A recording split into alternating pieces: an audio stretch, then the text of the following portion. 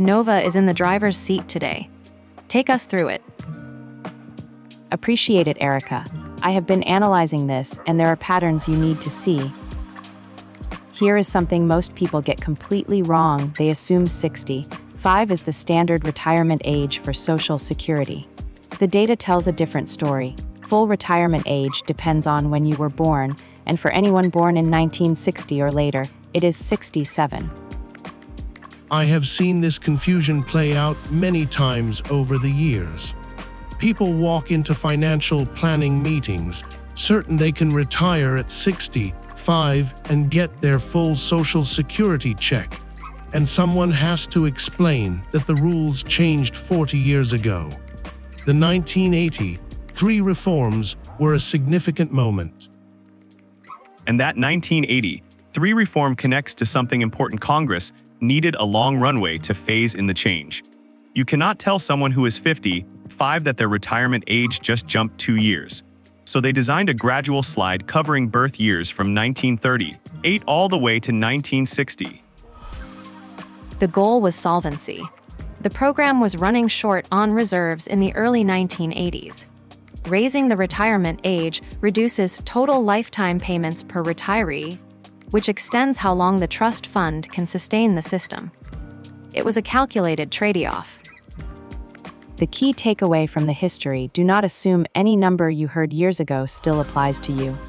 Your birth year determines your exact FRA, and we are going to walk through every bracket right now. Let me introduce the team real quick. I am excited to watch this one unfold. I will jump in when I cannot help myself. Hey, I'm Liam. I came in skeptical, but now I am genuinely fascinated. Hello, I'm George. This one brings back memories for me. Good to have everyone. Here we go. Let us go through the full FRA chart. If you were born in 1937 or earlier, your FRA was 65. That is the original number from the 1935 law, and it applied without change for decades.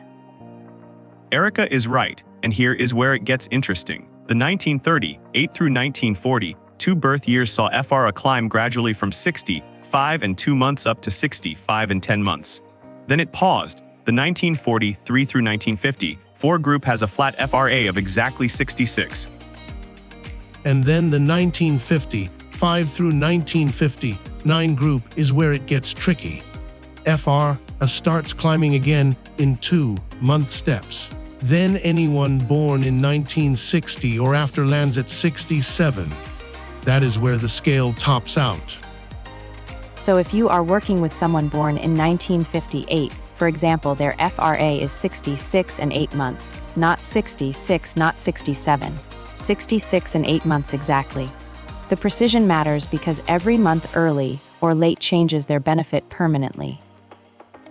For most people currently approaching retirement who were born in 1960 or after, the answer is simply 67.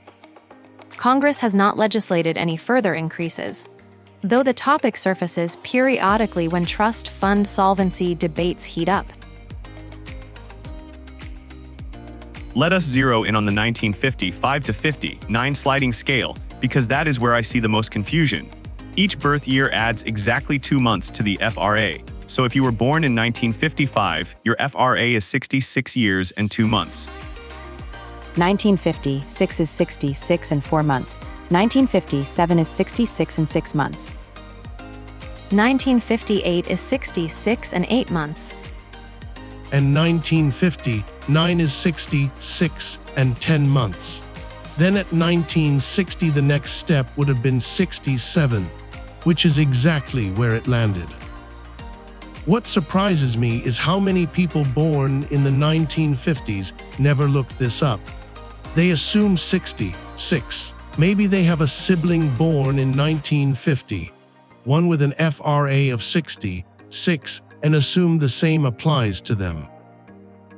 And getting it wrong has real financial consequences. If you think your FRA is 66 but it is actually 66 and 8 months, you might file 8 months before your actual FRA without realizing it. That triggers an early reduction penalty that stays with you for life. The fix is simple. Go to SSA.gov, use the retirement age calculator, and enter your exact date of birth. The system will give you your exact FRA to the month. Do not guess. Use the official number. I want to make sure everyone understands why the specific month of your FRA matters so much. The reduction formula for filing early is calculated in monthly increments, not annual ones. Every single month of early filing has a cost. The exact formula is 0.05% per month for the first 36 months before FRA. If you are more than 36 months early, the additional months use a rate of 0.05%. Nova is right, and that 30% figure connects directly to why FRA precision matters. Two people with identical earnings records but different FRAs of 66 and 67 will face completely different reduction calculations if both file at 62. The other piece I always emphasize to people: this reduction is permanent. It does not recalculate when you reach FRA. The benefit is set at whatever percentage you locked in on filing day, plus COLA adjustments, until you die. This is exactly why financial planners spend so much time on the filing age decision. It is not just about what you need right now. It is about what you are locking in for potentially 20 or 30 years. Knowing your exact FRA to the month is the foundation of that whole conversation. And the precision compounds. Two people with identical lifetime earnings, but FRAs of 66 and 67 who both file at 62 will receive different monthly amounts forever. That difference in FRA is not a small detail. It is built into every check they will ever receive. Here is a quirk in SSA rules that almost nobody knows about. If you were born on the first day of a month, Social Security treats you as if you were born in the previous month for benefit calculation purposes. So here is what that means practically. Say you were born on January 1st, 1958. SSA calculates your FRA as if you were born in December 1957. December 1957 falls in the 1943 to 54 bracket, giving you an FRA of 66. That is a full 8 months earlier than a peer born on January 2nd of the same year. For most people, that is not a huge deal. But if you are planning the exact month to file, it can shift your calculations meaningfully. SSA's online calculator handles this automatically when you enter your exact birth date. The lesson here is use your actual date of birth, not just your birth year, when you are doing FRA research. The official SSA calculator takes the full date. If someone tells you just a birth year and asks about FRA, always ask whether they were born on the first of the month. Precision pays. Knowing your FRA down to the month and using your exact birth date, including the day, is the kind of detail that actually changes planning outcomes. Keep that in mind right after this next scene when the quiz comes. One of the most common misconceptions I see is people conflating their Social Security, full retirement age with Medicare eligibility. They are two completely different clocks. Medicare eligibility has stayed at age 65 since 1965. So if your FRA is 67, there is a 2-year gap between when you can get Medicare and when you can claim Social Security without any reduction. That gap is one of the most important planning windows in retirement. You can enroll in Medicare at 65 and still delay Social Security to earn delayed retirement credits. This trips up a lot of people who think they have to start Social Security at 65 to pay for Medicare. You do not. Medicare Part A is usually premium, free if you have worked enough quarters. Exactly right. Missing the Medicare initial enrollment period around your 65th birthday can trigger permanent late enrollment penalties on Part B premiums. That is a different kind of permanent reduction, and it applies even if you delay Social Security intentionally. If you forget everything else from this episode, Remember this one: Medicare at 65 and Social Security at your FRA are two separate decisions with separate deadlines. Getting one right does not cover the other. That wraps up the FRA picture. Your birth year sets your baseline, the sliding scale covers the 1950, 5 to 50, 9 group, months matter in the reduction math, and Medicare runs on a completely separate clock. Drop in the comments what is your FRA and did you know it before today? We want to know how many viewers are in the 66 bracket versus 67.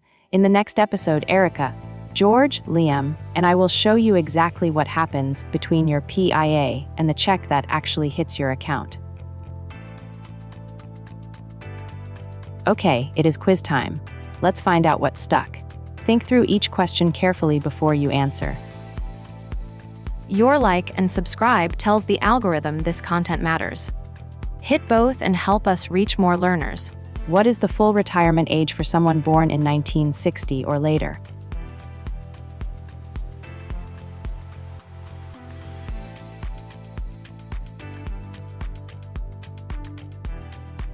The correct answer is D67, the highest FRA tier established by the 1983 Social Security reforms.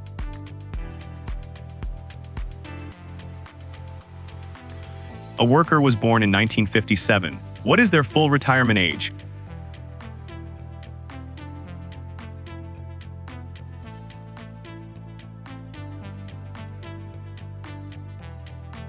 The correct answer is A, 66 years and 6 months, because the 1955 to 59 group has FRA rising 2 months per birth year.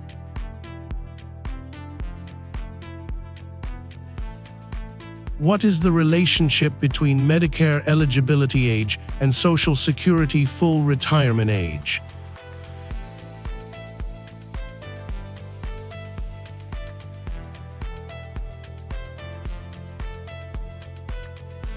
The correct answer is A. They are separate and independent. Medicare eligibility remains at 65, while Social Security FRA is 66 or 67, depending on birth year.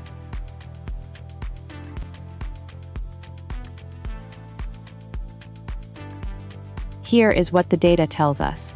Your full retirement age is determined by your birth year, runs from 65 for the oldest cohorts up to 67 for anyone born in 1960 or later, and has a 2-month per year sliding scale for the 1955 to 59 group. Every month of early filing has a precise, permanent cost.